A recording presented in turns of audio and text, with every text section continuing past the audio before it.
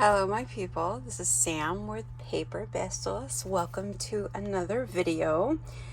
Today we are going to be doing a flip through for a recent junk journal that I created for my daughter.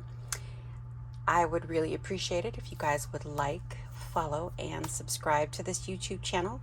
Lets YouTube know that you like my content, and all good things come from that apparently, don't they? I don't know. So here we go. So Constance, this is actually a book from her childhood that, not that she's not a child anymore, but I mean, you know, she's 17, so maybe not a baby so much anymore, right? But this is a book that we read quite a bit when she was a lot younger, a lot. So it's one of her favorites. And I kind of proposed the idea to her as far as like making a junk journal out of this for her. She's very artsy, so she can draw, paint, watercolor. She does a lot of different mediums. So I let her know I could make a book out of it. I could put some different pages in it so she could constantly be doing different art and also switching out pages, adding more, taking things out. So let's get to it. So this is a vintage doily that I got. I hauled it a couple months ago from Susan. I believe it was In Love Arts Shop. No, wait. It's In the Old Schoolhouse or something like that. Why do I try with names? I'm so sorry. I'm so bad at that. But I will make sure I link her Instagram shop below so you can check that out. So I just weaved a sari ribbon through that doily and used it as the closure for her. This is Constance. Binding is some, I guess it's kind of a silky material.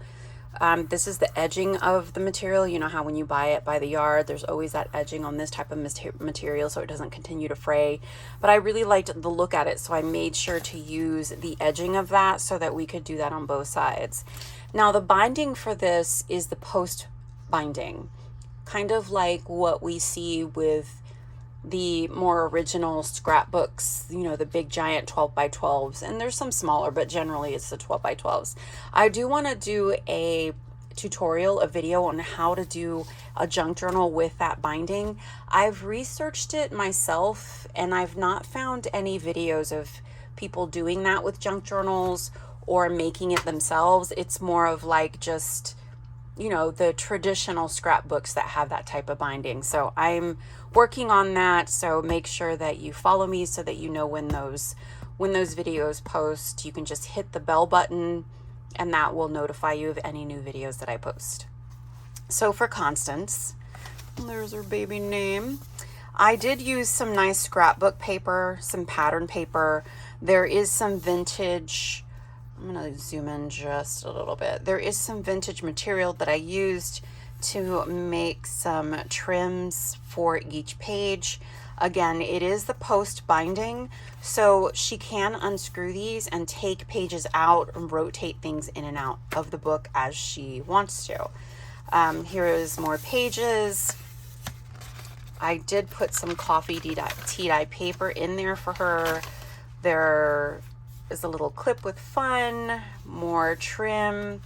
Some of these are a little stiffer. Like I said, she does like to do watercolor in different media, so I wanted to make sure to put some paper in here that could kind of stand up against, or stand once she put that type of media on the different pages. I did give her a little pocket, a little glassine pocket. This one is also tea dyed.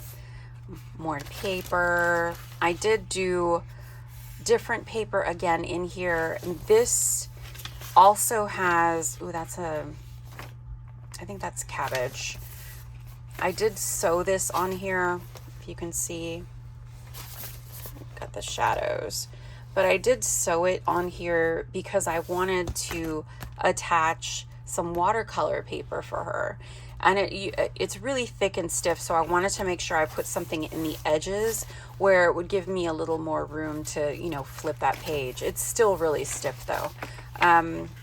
More dyed paper. This paper actually has some texture to it.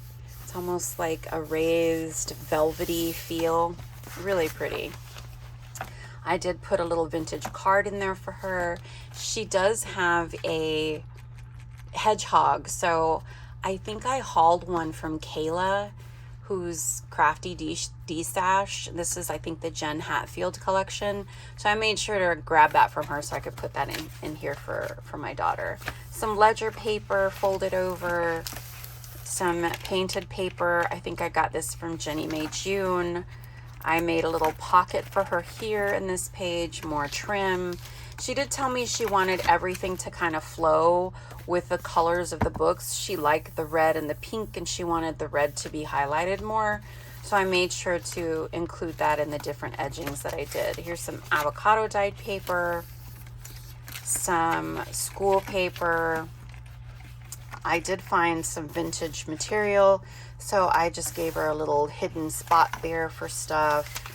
Coffee tea dye paper, more scrapbook paper. I think this is from, oh girl, I don't even know whose collection. Anywho, keep going, Sam. Now in the back part of the book, I wanted to make sure that I kept all the pages of the book itself, of the story, because again, this is her book from when she was a little girl and she wants to keep it all, right? So I made sure, paper clips coming off, I made sure to include all the pages in the back end. So they're still all together. We're not losing the story. We're not losing the order. And like I said, she can open this up, unscrew these posts, and add or take away, or, you know, just swap things out. I did put a little paper clip in here for her with some dangles. Oops, sorry, with some charms. And I did put my little tag in the back of it for her. So she's really liked it. She really, really loved it. She even gave me another book to do for her, so that's a good sign. But I will tell you, she said she still hasn't done anything in it because she feels like she doesn't want to touch it because it's so pretty. But we'll see if I can get her to get past that, because part of having junk journals is to actually use them, right? I say that, but I have quite a few that I'm like, I don't want to use it yet. It's just so pretty, right? So there is that flip through. I also had given her a lot of little goodies.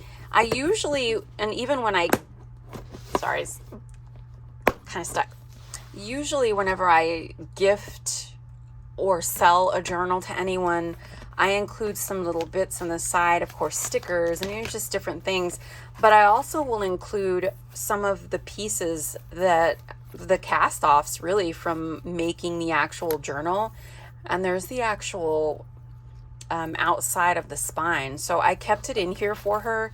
You know, people get really creative, especially artsy people, and people that have junk journals tend to be able to be creative like that. So I just included little bits and pieces of just the leftovers because I know that she probably will use these. I did do the edges so it has nice rounded edges, so if she just wants to use it as a journaling card or fold it over and use it as a note card or put it in an envelope and gift it to somebody, she can. But I popped a lot of things in here for her.